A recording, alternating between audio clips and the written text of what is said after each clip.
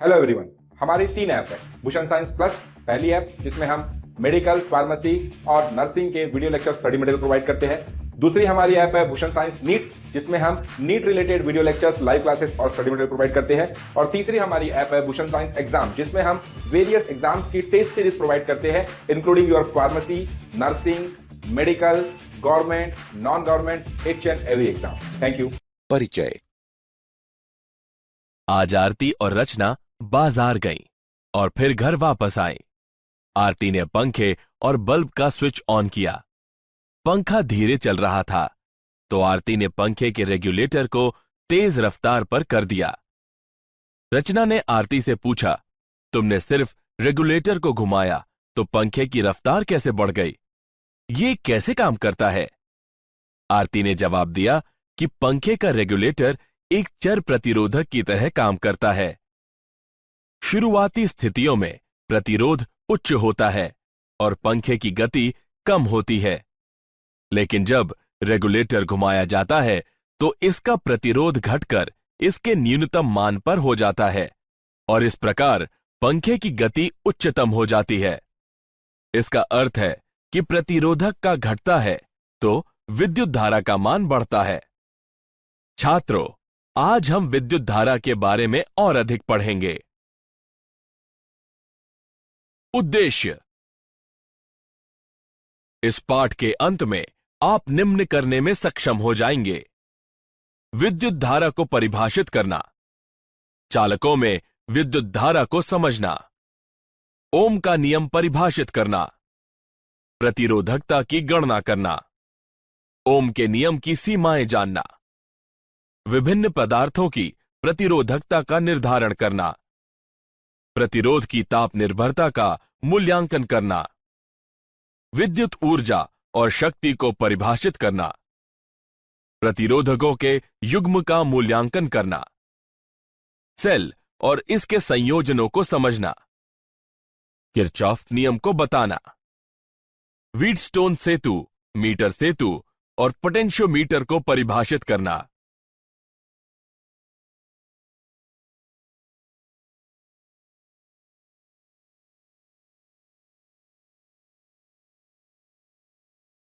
विद्युत धारा किसी पृष्ठीय क्षेत्रफल से एकांक समय में प्रवाहित होने वाले आवेश की दर को विद्युत धारा कहते हैं।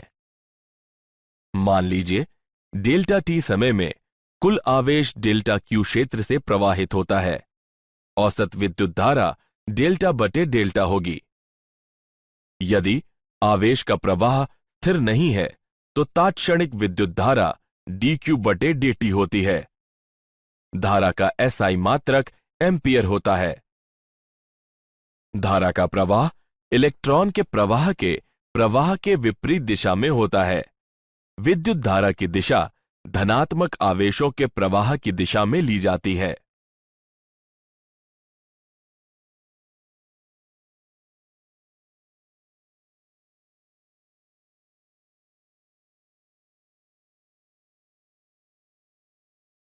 चालकों में विद्युत धारा।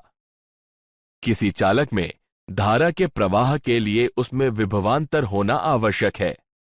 धारा का प्रवाह उच्च विभव से निम्न विभव की दिशा में होता है। जब एक बैटरी किसी चालक के सिरों से जोड़ी जाती है तो बैटरी के टर्मिनल से जुड़े सिरों से प्रारंभ होकर चालक पर विपरीत चिन्ह का पृष्ठीय आवेश बनने लगता है।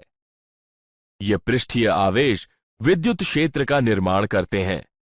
यह विद्युत क्षेत्र इलेक्ट्रॉन के विद्युत क्षेत्र के विपरीत दिशा में गति करने का कारण होता है। संघटट के कारण इलेक्ट्रॉन चालक में धीमी गति से प्रवाहित होते हैं और उनके औसत वेग को अपवाह वेग वीडी कहते हैं। इलेक्ट्रॉन के इस निर्देशित प्रवाह से धारा का निर्माण होता है।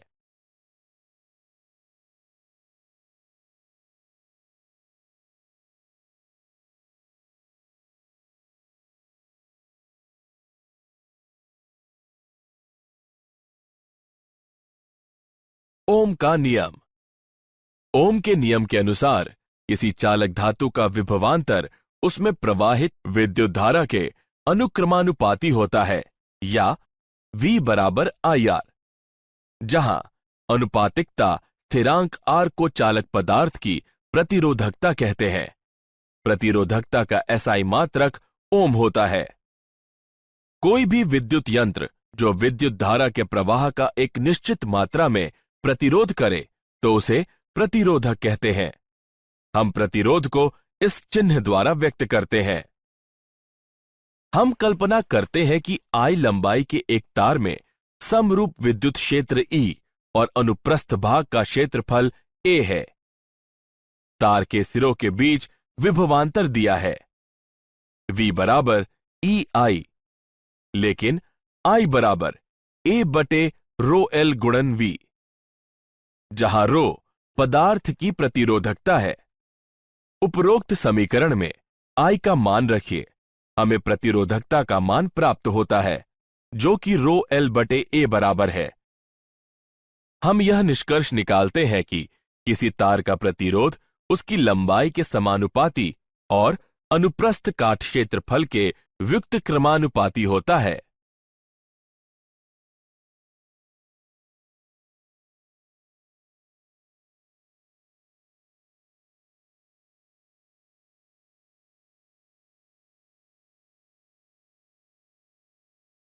इलेक्ट्रॉन का अपवाह और प्रतिरोधकता का उद्गम। जब विद्युत क्षेत्र प्रयुक्त नहीं होता है तो इलेक्ट्रॉनों की यादृच्छिक तापीय वेग किसी भी दिशा में नेट धारा नहीं उत्पन्न करते। जब विद्युत क्षेत्र प्रयुक्त होता है तो प्रत्येक इलेक्ट्रॉन विद्युत क्षेत्र की दिशा के विपरीत त्वरण महसूस करता है। A बराबर ऋण E बटे M। एक काल अंतराल डेल्टा T विद्युत क्षेत्र के कारण इलेक्ट्रॉन के वेग में परिवर्तन E त्वरण और काल अंतराल के गुणन के बराबर होता है। यदि टाउ संघटकों के बीच औसत समय है, इलेक्ट्रॉन का औसत अपवाह वेग त्वरण और टाउ के गुणन के बराबर होता है। मात्रा टाउ को विश्रांति काल कहते हैं। यह निकाय को संघटक द्वारा साम्य ताप की अवस्था में वापस आने में लगा समय की मात्रा के बराबर होता है। धारा घनत्व को निम्न प्रकार व्यक्त किया जाता है। J बराबर ऋण NeVd। उपरोक्त समीकरण में Vd का मान रखने पर हमें प्राप्त हुआ J बराबर Ne वर्ग टाउ बटे M गुणन E। अतः पदार्थ की चालकता है सिग्मा बराबर Ne वर्ग टाउ बटे M और पदार्थ की प्रतिरोधकता है रो बराबर M बटे N गुणन E वर्ग टाउ। गतिशीलता। किसी चालक पदार्थ में गतिशील आवेश वाहक की गतिशीलता प्रति विद्युत क्षेत्र अपवाह वेग के परिणाम के रूप में परिभाषित होता है। गतिशीलता म्यू बराबर Vd बटे E, जो कि E टाउ बटे M के बराबर होता है।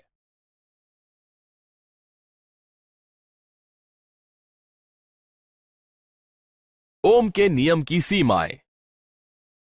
हालांकि ओम का नियम बहुत से पदार्थों के लिए सत्य पाया गया है, फिर भी विद्युत परिपथ में प्रयुक्त ऐसे कई पदार्थ और यंत्र हैं जिनमें V और I में समानुपातिकता नहीं होती। विचलन निम्न प्रकार के होते हैं। V और I के बीच संबंध चिन्ह V पर निर्भर करता है। V के परिमाण को स्थिर रख उसकी दिशा उलट देने पर उसी परिमाण की धारा उत्पन्न नहीं करता जैसा कि I विपरीत दिशा में करता है। V I के समानुपाती नहीं रह जाता। समान धारा V के लिए I के एक से अधिक मान होते हैं। इस तरह का व्यवहार करने वाला एक पदार्थ गैलियम आर्सेनाइड है।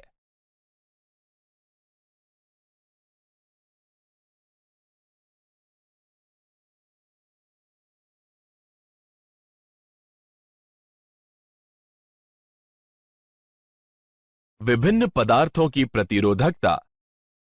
प्रतिरोधकता पदार्थों का नैसर्गिक गुण होता है।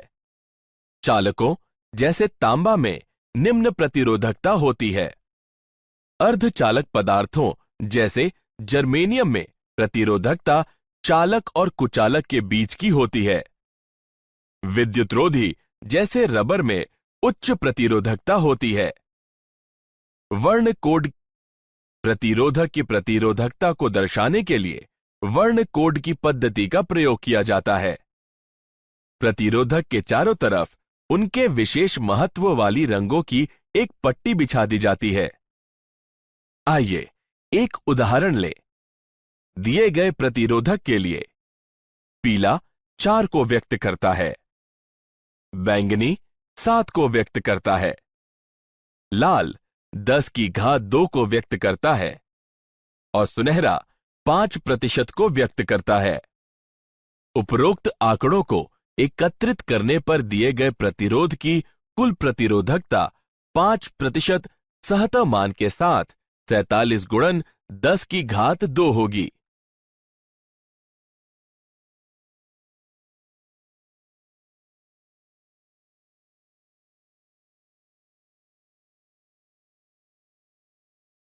प्रतिरोधकता की ताप पर निर्भरता।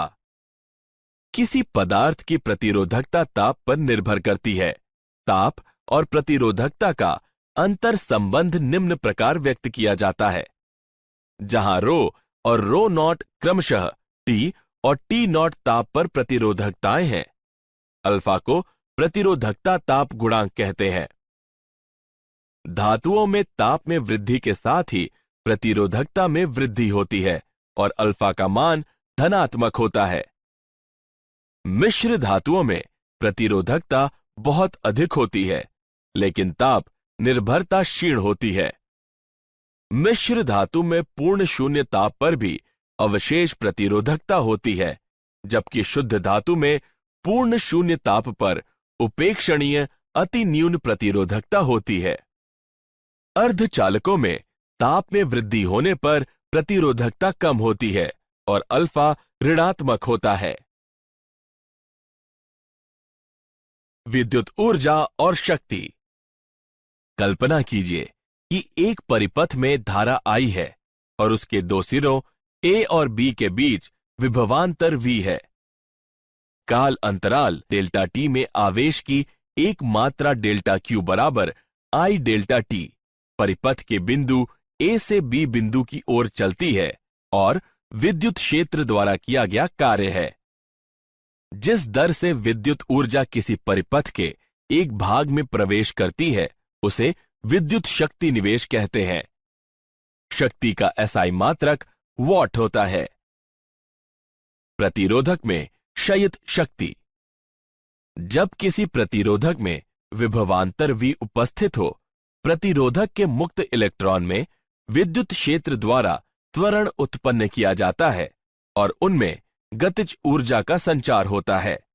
ये इलेक्ट्रॉन प्रतिरोधक पदार्थ के परमाणुओं से संघटन करने पर उन्हें अपनी गतिज ऊर्जा का एक अंश प्रदान करते हैं। प्रतिरोधक में ऊर्जा का यह स्थानांतरण प्रतिरोधक के ताप में वृद्धि कर देता है। प्रतिरोध में शक्ति निवेश निम्न प्रकार व्यक्त की जाती है।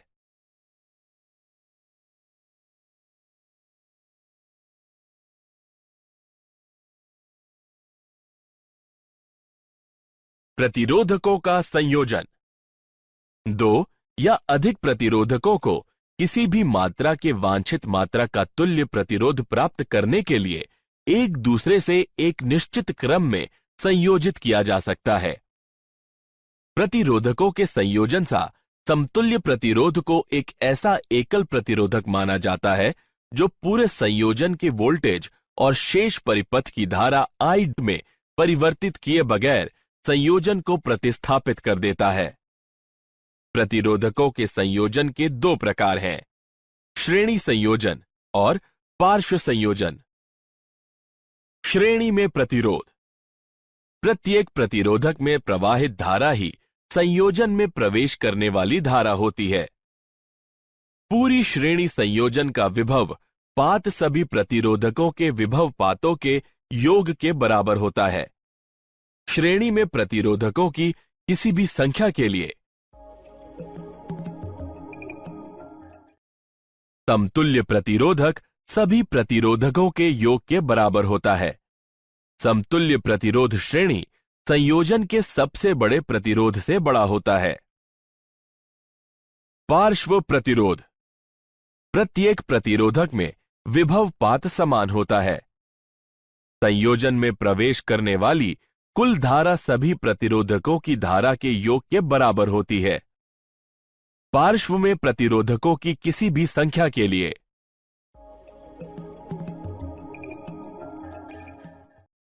समतुल्य प्रतिरोधक का व्युत्क्रम सभी प्रतिरोधकों के व्युत्क्रमों के योग के बराबर होता है। समतुल्य प्रतिरोध संयोजन की सबसे छोटे प्रतिरोध से छोटा होता है।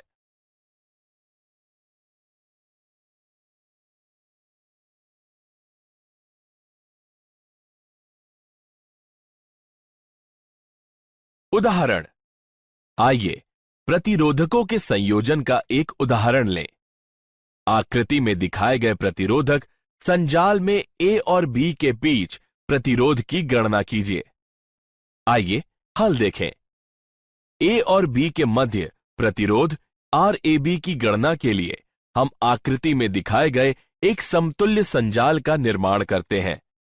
अब हम भुजा GEFH के प्रतिरोध की गणना करते हैं, जो कि 1-1-1 बराबर 3 ओम है। यह भुजा GH के प्रतिरोध के पार्श्व में है। अतः G और H के मध्य प्रभावी प्रतिरोध 0.75 ओम है। अतः A और B के मध्य प्रभावी प्रतिरोध 2.75 ओम है। अब RAB बराबर 1-0.75-1 बराबर 2.75 ओम है।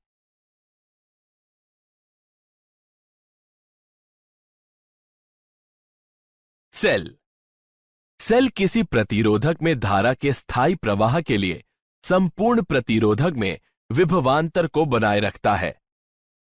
जब धारा प्रवाहित होती रहती है तो सेल के ऋणात्मक टर्मिनल पर धनात्मक आवेश एकत्रित होते रहते हैं।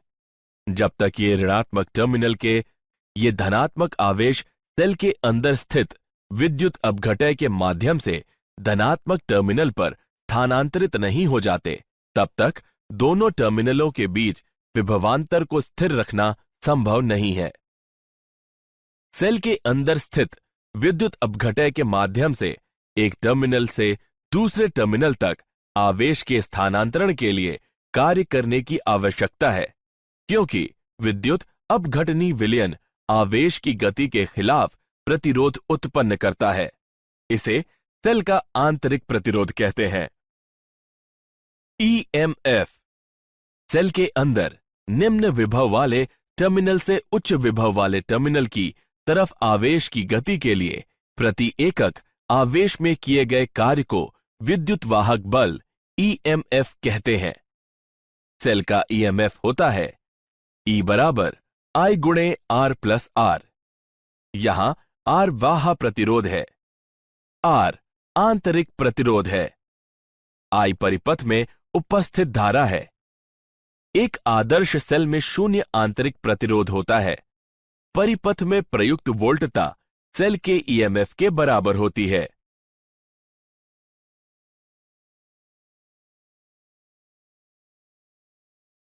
श्रेणी तथा पार्श्वक्रम में सेल। श्रेणी संयोजन में सेल। श्रेणी में सेल के सिरों को परस्पर इस प्रकार जोड़ा जाता है कि प्रत्येक सेल से धारा प्रवाहित हो। जब सेल श्रेणी क्रम में जोड़े जाते हैं तो बैटरी का EMF सभी सेलों के EMF के योग के बराबर होता है। कुछ आंतरिक प्रतिरोध सभी सेलों के आंतरिक प्रतिरोधों के योग के बराबर होता है। प्रत्येक सेल में वही धारा होती है जो पूरे श्रेणी क्रम में होती है। यदि N समरूप सेल प्रत्येक का EMF E और आंतरिक प्रतिरोध R है, एक श्रेणी में जोड़े गए हैं, तो परिपथ में प्रवाहित धारा होगी। पार्श्वक्रम में सेल संयोजन। जब सेल के आवेश को विभिन्न सेलों में विभाजित किया जाता है तो इसे पार्श्वक्रम सेल संयोजन कहते हैं।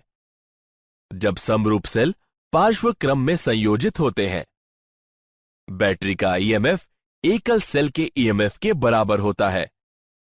कुछ आंतरिक प्रतिरोध का व्युत्क्रम सभी एकल सेलों के आंतरिक प्रतिरोधों के व्युत्क्रम के योग के बराबर होता है। बाह्य परिपथ की धारा सभी सेलों में समान रूप से विभाजित होती है। यदि n समरूप सेल प्रत्येक का ईएमएफ E और आंतरिक प्रतिरोध R है, एक पार्श्वक्रम में जोड़े गए हैं, तो परिपथ में प्रवाहित धारा निम्न होगी। किरचॉफ के नियम। पहला नियम, संधि नियम। किसी संधि पर संधि से प्रवेश करने वाली विद्युत धाराओं का योग इस संधि से निकलने वाली विद्युत धाराओं के योग के बराबर होता है। संधि में प्रवेश करने वाली या निकलने वाली विद्युत धाराओं का बीजगणितीय योग 0 होता है। दूसरा नियम, पाश नियम। प्रतिरोधकों तथा सेलों से सम्मिलित किसी बंद पाश के चारों ओर विभव में परिवर्तनों का बीजगणितीय योग 0 होता है।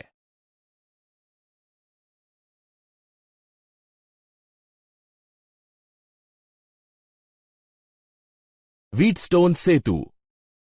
व्हीटस्टोन सेतु एक यंत्र है जिसका प्रयोग अज्ञात प्रतिरोध के मापन के लिए किया जा सकता है। इसमें एक बैटरी, एक गैल्वेनोमीटर तथा 4 प्रतिरोधकों का नेटवर्क होता है। धारा I संधि A से प्रवेश करती है, जहां यह धारा I1 और I2 धारा में विभाजित हो जाती है। गैल्वेनोमीटर संधि C और D के मध्य सेतु का निर्माण करता है। प्रतिरोधों का मान व्यवस्थित करके गैल्वेनोमीटर में धारा का मान 0 कर दिया जाता है, जो 0 विक्षेप द्वारा इंगित होता है। इस स्थिति में सेतु को संतुलित कहते हैं। संतुलन सेतु के लिए शर्त है। व्हीटस्टोन सेतु उस स्थिति में सर्वाधिक संवेदनशील होता है जब प्रतिरोध R1 और R2 के परिमाण की कोटि समान हो।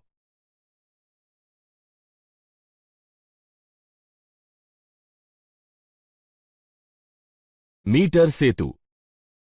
मीटर सेतु व्हीटस्टोन सेतु की एक प्रायोगिक युक्ति है। यह यंत्र 1 मीटर लंबे एक समान अनुप्रस्थ काट क्षेत्रफल वाले तार से निर्मित होता है, जिसे 2 टर्मिनलों A और C के बीच एक लकड़ी की पट्टी पर एक समानांतर मीटर स्केल, जो तार के किसी भी भाग की लंबाई माप सकती है, के साथ कस दिया जाता है। हम सेल को पूरे तार, जिसकी लंबाई AC है, से जोड़ देते हैं। गैल्वेनोमीटर का एक सिरा रिक्तियों के मध्य बीचों बीच बिंदु D पर तांबे की पट्टिका से जुड़ा रहता है और दूसरा सिरा एक जॉकी से जुड़ा होता है, जिसे तार के किसी भी वांछित बिंदु से जोड़ा जा सकता है। एक प्रतिरोध बॉक्स R रिक्ति G1 से जुड़ा होता है और अज्ञात प्रतिरोध S रिक्ति G2 से जुड़ा होता है। संतुलन की अवस्था में हम पाते हैं,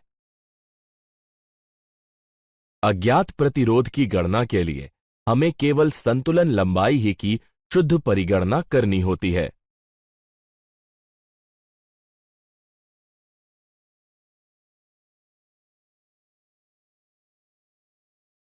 विभव मापी। विभव मापी का अनुप्रयोग 2 सेलों या ईएमएफ के अन्य 2 स्रोतों के ईएमएफ की तुलना करने के लिए किया जाता है। विभव मापी का प्रयोग सेल के आंतरिक प्रतिरोध के मापन, धारा मापीय वोल्ट मापी के अंश शोधन, प्रतिरोधों की तुलना करने और ताप विद्युत ईएमएफ के मापन के लिए किया जाता है। विभव मापी का सिद्धांत। एक समान अनुप्रस्थ काट क्षेत्रफल और एक समान संघटन वाले किसी भी लंबाई के तार से जब एक स्थायी विद्युत धारा प्रवाहित होती है, तो उसका विभवांतर उसकी लंबाई के समानुपाती होती है। विभव मापी से जितना कम विभवांतर मापा जा सकता है, विभव मापी की संवेदनशीलता उतनी ही अधिक होती है। विभव मापी का टर्मिनल A एक बैटरी, एक धारा मापी, एक धारा नियंत्रक और एक गामी कुंजी की सहायता से टर्मिनल B से जुड़ा हुआ है। दिए गए सेल का धनात्मक टर्मिनल, जिसकी आंतरिक प्रतिरोधकता ज्ञात करनी है, विभव मापी के टर्मिनल A से जुड़ा हुआ है और ऋणात्मक टर्मिनल एक गैल्वेनोमीटर G और प्रतिरोध बॉक्स के माध्यम से सर्पी संपर्क S से जुड़ा हुआ है। सेल का आंतरिक प्रतिरोध निम्न है। यहां L1 संतुलन लंबाई है जब K2 खुला है। L2 संतुलन लंबाई है जब K1 खुला है।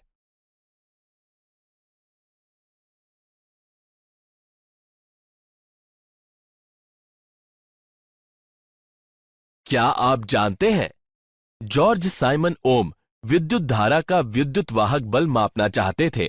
उन्होंने पाया कि कुछ चालक अन्य से बेहतर कार्य करते हैं और उन्होंने उनके अंतर का निर्धारण किया। उन्होंने कुछ समय तक ओम के नियम की घोषणा के लिए प्रतीक्षा की, क्योंकि उनके मित्रों को उनका सिद्धांत स्वीकार नहीं था। प्रतिरोध का मात्रक उन्हीं के नाम पर रखा गया है। तड़ित वायुमंडल में विद्युत का प्रक्षेपण होता है। तड़ित विद्युत करीब 2,10,000 किलोमीटर प्रति घंटा की दूरी तय कर सकती है और इसका ताप 30,000 डिग्री सेल्सियस तक पहुंच जाता है।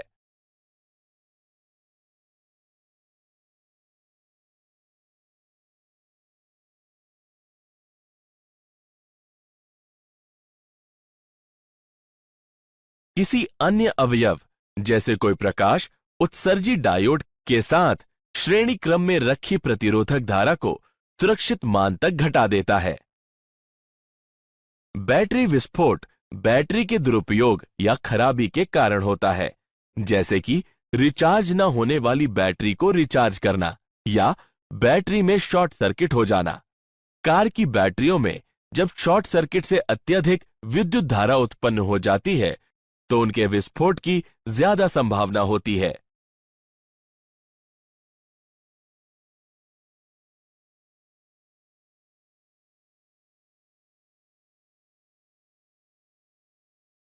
सारांश। आइए हमने जो कुछ सीखा है उसे संक्षेप में दोहराएं। किसी पृष्ठीय क्षेत्रफल से एकांक समय में प्रवाहित होने वाले आवेश की दर को विद्युत धारा कहते हैं। संघटन के कारण इलेक्ट्रॉन चालक में धीमी गति करते हैं और उनके औसत वेग को समवाह वेग कहते हैं। ओम का नियम बताता है कि किसी चालक पदार्थ का विभवांतर उससे प्रवाहित होने वाली धारा के अनुक्रमानुपाती होता है। किसी चालक पदार्थ में गतिशील आवेश वाहक की गतिशीलता प्रति एकांक विद्युत क्षेत्र में अपवाह वेग का परिमाण होती है। प्रतिरोधकों के संयोजन से समतुल्य प्रतिरोध को एक ऐसा एकल प्रतिरोध माना जाता है जो पूरे संयोजन के वोल्टेज और शेष परिपथ की धारा में परिवर्तित किए बगैर संयोजन को प्रतिस्थापित कर देता है।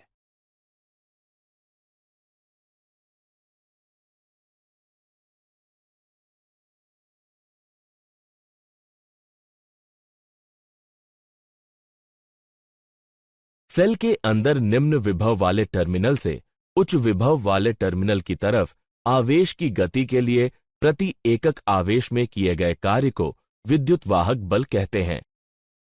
किरचॉफ का पहला नियम बताता है कि किसी संधि पर संधि से प्रवेश करने वाली विद्युत धाराओं का योग इस संधि से निकलने वाली विद्युत धाराओं के योग के बराबर होता है। किरचॉफ का दूसरा नियम बताता है कि प्रतिरोधकों तथा सेलों से सम्मिलित किसी बंद पाश के चारों ओर विभव में परिवर्तनों का बीजगणितीय योग शून्य होता है।